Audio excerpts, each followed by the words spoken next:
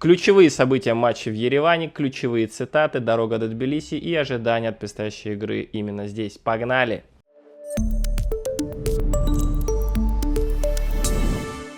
Друзья, всем привет! Нас уже 10 тысяч. Мы наконец-таки пробили эту цифру символическую, за что вам огромное спасибо.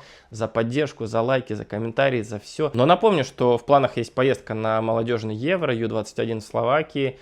Я об этом подробно писал. Мы уже начали сбор донатов на эту поездку. И уже есть первые люди неравнодушные, кто поддержал мой проект. Вот вы здесь можете увидеть уже, какую сумму удалось нам собрать.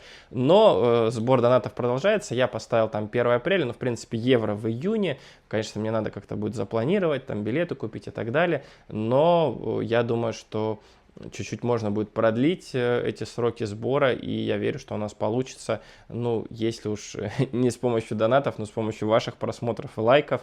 Я напомню, что если у вас есть возможность, конечно, не отключайте рекламу в ваших браузерах, отправляйте ссылки друзьям, потому что каждый просмотр, он монетизируется, и он помогает мне зарабатывать на контенте, улучшать и условия съемки, ну и планировать новые поездки, чтобы рассказывать вам больше о грузинском футболе. Но не знаю, как добиралась сборная Грузии обратно и как будет добираться сборная Армении в Тбилиси. А мне посчастливилось проделать дорогу. Почему посчастливилось, кстати? Ну, вначале были мысли на самолете полететь. Думал, ну нафиг эти горы, серпантины. Но потом подумал, март, это же горы, снег, должно быть красиво. И знаете, я не прогадал. Посмотрите вообще, какой приятной была эта дорога. Гроза, дождь. Ага. Конечно. Диди Мадлоба, Генацвали за все комментарии. Очень приятно утром просыпаться читать, особенно после бессонных ночей.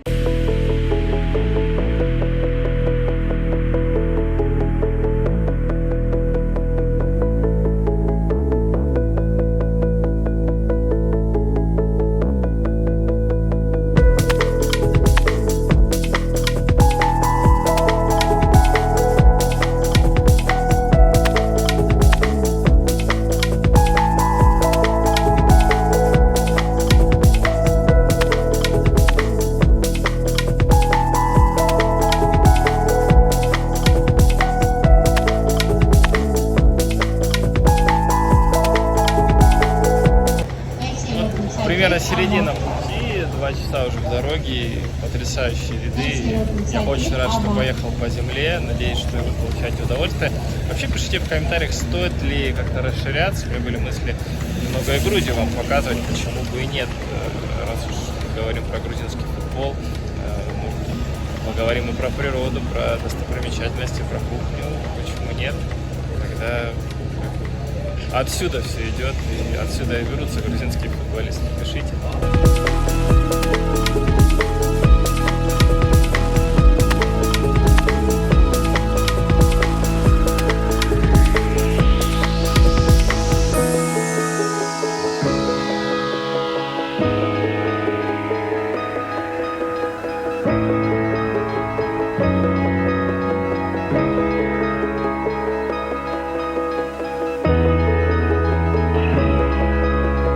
Каких-то 5 часов, вернее 5:45, мы в Тбилиси. Но не только же мне природными картинками вас кормить. Я хотел бы вкратце вспомнить основные события матча в Ереване. Уже мы много раз пересмотрели все голы, вообще все, что было. Давайте сейчас такой сухой остаток того, что происходило в Ереване, посмотрим. Мы ожидаем победу, только победу. Армяне всегда били и будет брать, ну сегодня победа будет наша. Вам тут не страшно? Одни грузины, грузинские флаги. А почему нам должно быть страшно? Мы в своей стране, грузины наши братья. Настроение отличное. И надеемся, нам все понравится. 0-2 или 0-3. Давай, правая лапа Грузия, левая Армения. Сейчас, значит.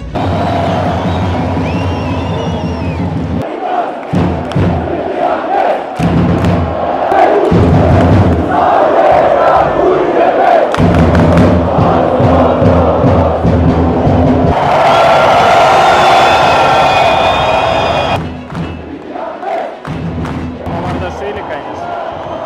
Вот это контр! Что будет? Что будет? Ничего! Ничего!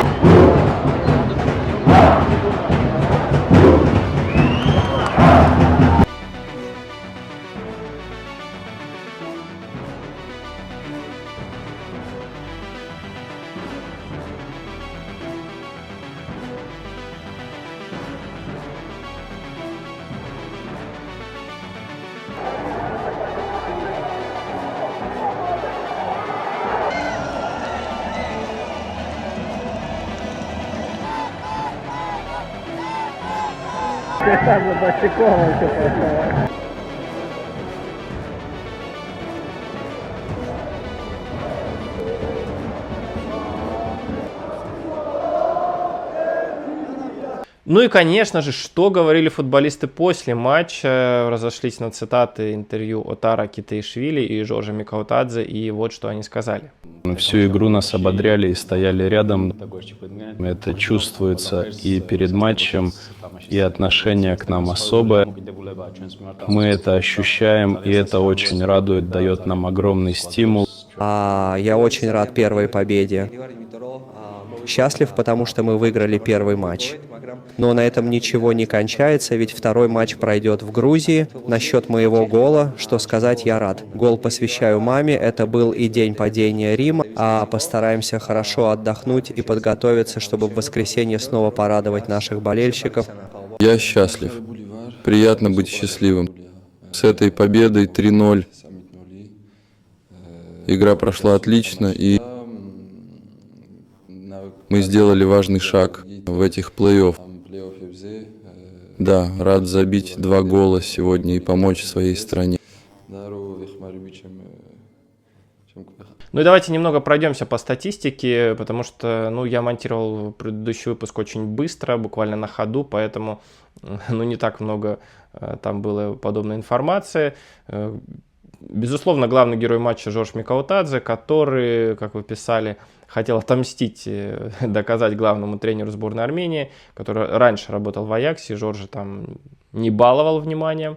Ну, не знаю, было ли это так, но тем не менее у Жоржа все получилось. И знаете, если второй гол Жоржа, он уже в пустые ворота, по сути, но хотя он эту атаку разгонял, он ее начинал после паса Кучарашвили, кстати, что тоже важно отметить, что не только голом Кучарашвили отметился. Но я думаю, что самый красивый гол этого матча — это второй мяч, потому что там передача Мамардашвили практически со своей половины поля, вообще голевой пас вратаря.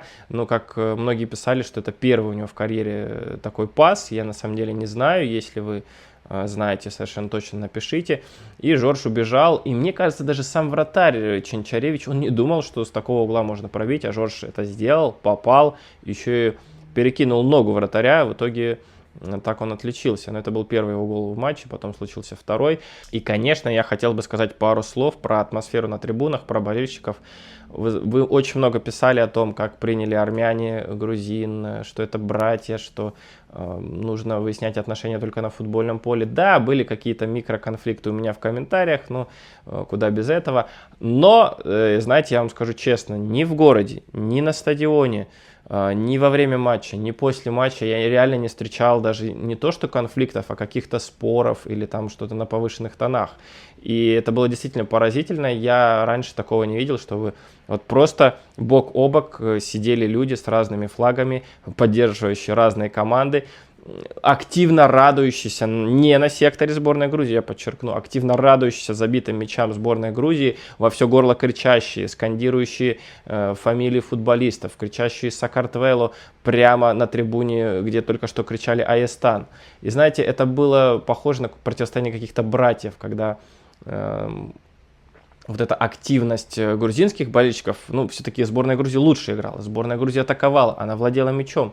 И вот эта активность грузинских болельщиков, она активировала, сподвигала местных фанатов тоже не сидеть молча и поддерживать свою сборную. И это, знаете, это было потрясающе. Хотелось бы чаще такое видеть на футбольных матчах самых разных сборных. И вот это чисто такое футбольное противостояние. Это было круто. Мне здесь вспомнилась цитата, по-моему, кстати, ее Георгий Кучарашвили говорил перед матчем чемпионата Европы дебютным с Турцией, что не нужно, ребята, воспринимать футбол как войну. Футбол — это игра. и не надо вспоминать какие-то битвы там грузин с турками. Мы сейчас выходим играть в футбол, надо получать наслаждение, это праздник, надо этому радоваться. Ну и в целом я бы хотел сказать, что грузинские болельщики действительно атмосферу праздника в городе создали, и я общался с многими до матча, кому-то просто говорил Сакартвело, когда видел флаги. Здесь буквально на ходу я пишу все это у друга в квартире в Тбилиси, поэтому, извините, так прямо сильно подготовиться не успел. Но, наверное, давайте выделим топ-3 игрока матча. Как вы думаете, вот по оценкам, кто это будет? Ну, конечно же, Жорж Микаутадзе у нас первый игрок. Давайте взглянем на его статистику. Ну, видите, что даже по тепловой карте, что он очень активен был в разных зонах, и как бы его упорство было вознаграждено. 3 удара в створ ворот, 2 гола, потрясающе, 1 заблокированный удар. И при этом, представляете, у Жоржа всего 32 касания мяча. Ну, это, в общем, совсем мало, совсем мало.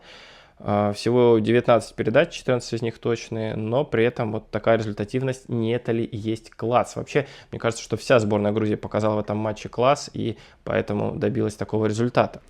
Но давайте посмотрим еще. Георгий Кочурашвили. Я в своем коротком видео отмечал, что вообще-то он разогнал 3-ю голевую атаку. Там помогли ему мяч отобрать, я не знаю, там Саба Гагличидзе или кто это был, и потом Кочора, он продвинул мяч на Жоржа Микаутадзе, и потом вот это вот уже была передача на Чеквитадзе, и, собственно, гол случился, но Кочурашвили, вот этот первый пас ему принадлежит. Давайте посмотрим, ну, тепловая карта, здесь все понятно, у него получается правый фланг, наибольшая зона активности. Он 90 минут, кстати, отыграл, 100 касаний мяча, 81 передача из 87 точные. Длинных передач много. Кстати, он очень часто на фланге, он как раз-таки был тем футболистом, который идею Саньоля с флангами реализовывал на практике, то есть он переводил мяч из центра на фланг достаточно быстро, не всегда точно, но 7 из 10, в принципе, это неплохо. Ну и борьба за позицию, у него 3 из 5 побед, были потери владения, но в целом статистика тоже хорошая. И Георгий Мамардашвили, 3-й в этом списке. У него было 2 сейва.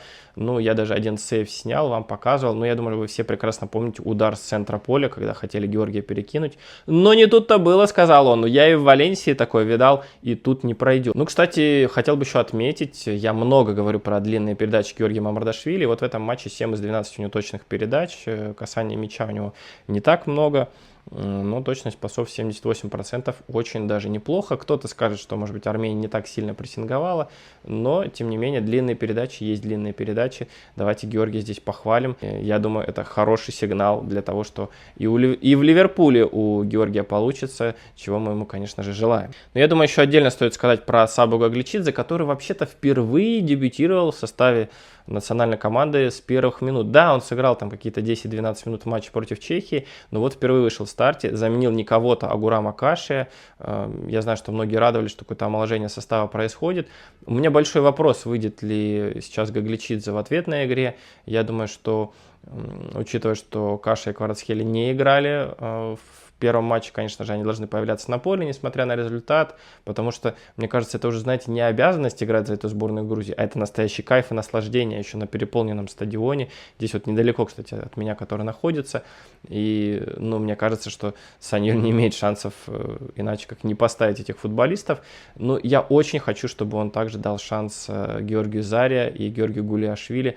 Очень интересно на них посмотреть. Ну, мы знаем, что, кстати, в июне еще у нас будет окно, товарищеские матчи, а отбор-то стартует в сентябре. Но давайте вернемся к Сабе Гагличидзе. Из показателей, конечно, самое поразительное — это 64 точных передачи. Знаете, скольки? Из 64. И я, признаюсь честно, я матчи Сабы Гагличидзе особо не смотрел, потому что, ну, Эмполи, знаете, там, они постоянно обороняются, как будто бы можно было посмотреть как раз-таки в действии Сабу Гагличидзе, но как-то вот не доходили руки, и тут я посмотрел, и вот знаете, что меня поразило? Как он, как стервятник просто бежал на мяч, его вот эти подкаты резкие, он никогда не выключается из эпизода, то есть я теперь понимаю, почему вообще засмотрелись на него итальянские топы. Я думаю, без сомнений, что он Эмполи покинет и пойдет на повышение. Отличный защитник, и как-то вот он расчетливый, хладнокровно, не по годам действует. Ну, в принципе, вот у Армении то, что были шансы, ну, это в основном дальние удары, и там пару подач было, но они просто мимо пролетели, поэтому нельзя даже сказать, что там Гагличидзе где-то проиграл. Так что стоит отметить эти действия. И точность длинных передач тоже, то есть 3 из 3 точные, то есть не то, что он там с вратарем, с Мамардашвили обыгрывался. Это хорошие показатели. Ну и давайте еще общую статистику мы посмотрим. Матча владения мячом 59 у сборной Грузии, как будто бы не все так однозначно. Удары по воротам 10-8, голевые моменты 3-0. Вот такая статистика. Угловых при этом больше у сборной Армении, 7 против 3. Но, в общем, это основные данные, наверное, о которых я хотел бы вам сказать. Мы, конечно же, ждем с нетерпением ответной игры здесь, в Тбилиси. Она состоится уже завтра. Ну, любопытно, что в отличие от матча в Ереване, она начнется в 6 вечера. Пока в Тбилиси идет дождь, но я надеюсь, что погода наладится. Конечно же, завтра ждите от меня полноценный репортаж. Постараюсь сегодня еще сделать небольшое превью, погулять по городу, показать вам, что здесь интересного. Друзья, на этом сегодня все. Надеюсь, что вам было интересно. Повторюсь, что у нас уже 10 тысяч. Это большое событие, с чем я и себя, и вас поздравляю. Я очень рад, что мой контент находит отклик. Конечно, буду продолжать, не буду останавливаться. Постараюсь по максимуму сейчас отработать здесь, в Тбилиси, и чтобы вам было интересно, и чтобы мы все еще раз и еще раз насладились игрой этой прекрасной команды.